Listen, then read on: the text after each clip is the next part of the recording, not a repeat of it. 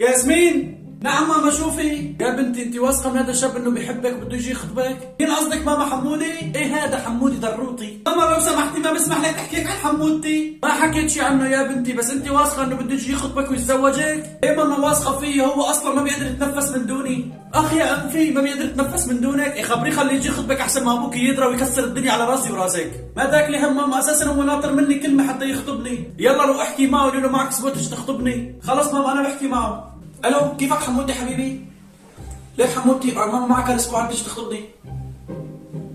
عندك شغل؟ في شبكه ليش عم تتحجج؟ ايه لا حاضرني. انا شكلي ما بقدر اتنفس. شو خانم؟ ما بيقدر يتنفس من دونك حذرك؟ والله يا ماما حاضرني حمودي بعد ما طلعت اخطبني. والله يا بنتي كنت عرفانه بيكون له علبه اكسجين ثانيه، كنت عرفانه انه ما بيحبك. فعلا ما لازم نحط كل